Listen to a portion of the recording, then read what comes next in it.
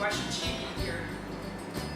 Here is the one who did it. We caught her in the very act of burying him. Where is Creon? Just got to the house. What has happened? Why have you come back so soon? O king, a man should never be too sure of anything. I would have sworn that you would not see me here again. Your anger frightened me so, and the things you threatened me with, but how could I tell them that I'd be able to solve the case so soon? No dice throwing this time. I was only too glad to come. Here is this woman. She's the guilty one. We found her trying to bury him. Take her then. Question her. Judge her as you will. I am through with the whole thing now, and glad of it. But this is Antigone. Why have you brought her here? She was burying him, I tell you. Is this the truth? I saw her with my own eyes. May I speak more? The details. Come, tell me quickly. It was like this. After those terrible threats of yours, King, we went back and brushed the dust away from the body. The flesh was soft by now and stinking. We sat on a hill upwind and kept guard. No napping this time. We kept each other awake, but nothing happened until the white and brown sun whirled in the center of the brown sky over us. Then, suddenly a storm of dust roared up from the earth, and the sky went out. The plain vanished, with all the trees and stinging dark. We closed our eyes and endured it. The whirlwind lasted a long time, then it passed, and then we looked, and there was Antigone. I have seen a mother bird come back to a stripped nest and heard her crying bitterly a broken note or two, the young one stolen. Just so, when this girl found the bare corpse and all her love work wasted, she wept and cried, having to damn the hands that had done this thing. And then she brought more dust and sprinkled wine 3 times over her brother's ghost. We ran and took her at once. She was not afraid. Not even when we charged her with what she had done, she denied nothing. And this was a comfort to me, and some uneasiness. For it was a good thing to escape from death, but it is no great pleasure to bring death to a friend.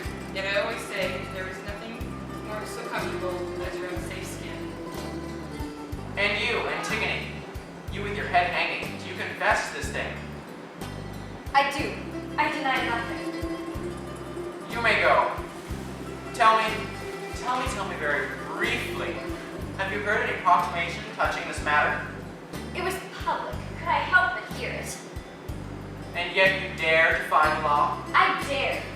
It was not God's proclamation. That final justice that rules the world makes no such laws.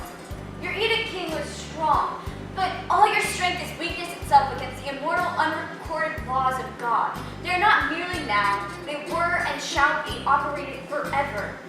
Beyond me, man utterly. I knew I must die, even without your decree. I am only mortal. And if I must die now, before it is my time to die, surely that no hardship can anyone living as I, with evil all about me, think death less of a friend? This death of mine is of no importance, but if I had left my brother lying dead, unburied, I should have suffered. Now I do not. You smile at me, Creon. You think me a fool, if you like, but that may well be that a fool convinces me of a folly. Like your father, Ed, is both headstrong and deaf to reason. She has never learned to yield. She has much to learn. The inflexible heart breaks first, the touch of iron cracks first, and the wildest horses break from their necks. At the pull of the smallest cart, cry in a sleigh.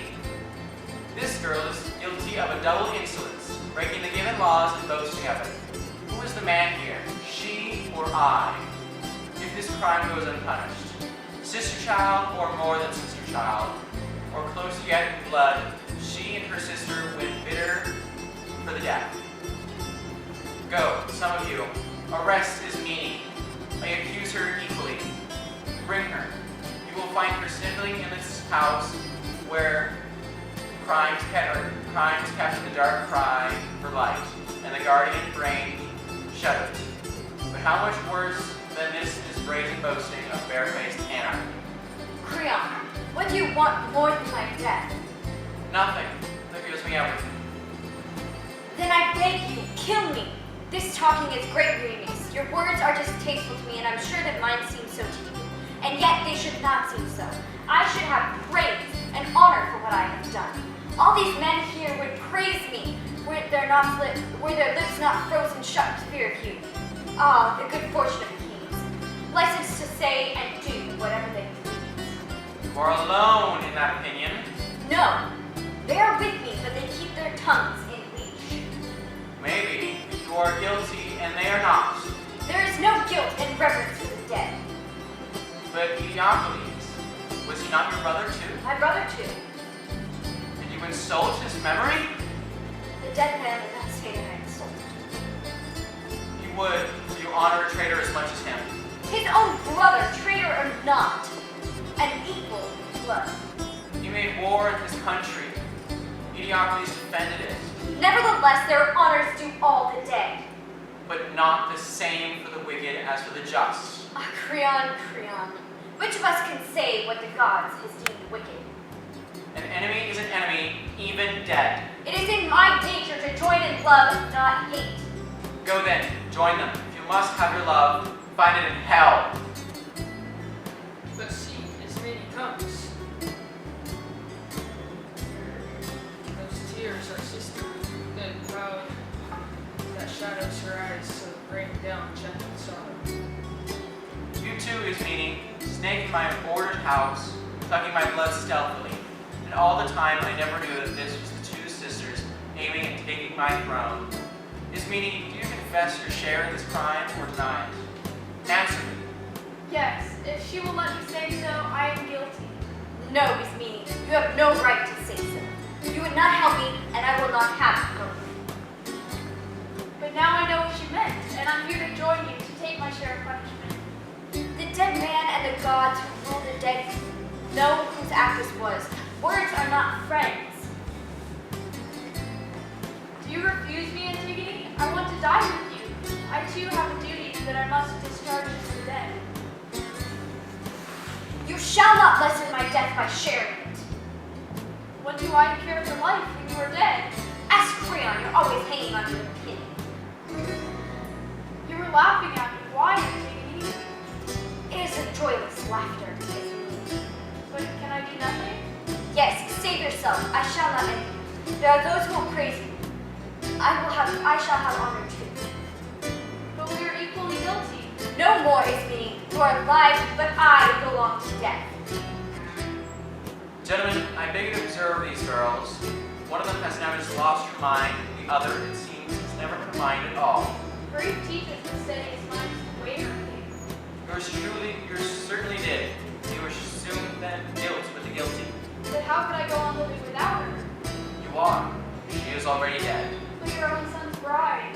There are places enough for him to push his plow. I want no wicked women for my sons. But dearest Cayman, how your father wrongs you. I've had enough of your childish talk of marriage. Do you really intend to steal this gold for your son? No, death will do that for me. If she is dying. You dazzle me, but enough of this talk.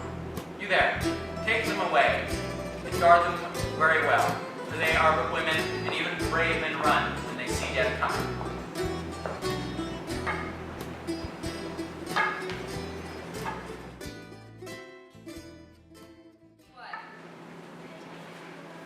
Fortunate is the man who has never tasted God's vengeance. Where once the anger of heaven has struck, that house is shaken.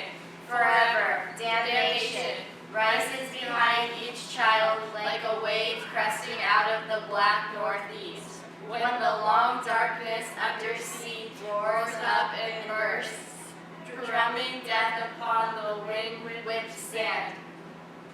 I have seen this gathering sorrow from time long past loom upon Oedipus's children, generation from generation, takes the compulsive rage of the enemy god.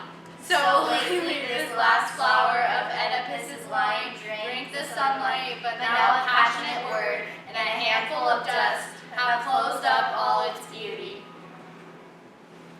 What mortal arrogance transcends the wrath of Zeus? Sleep cannot lull him, nor the effortless long months of the timeless gods.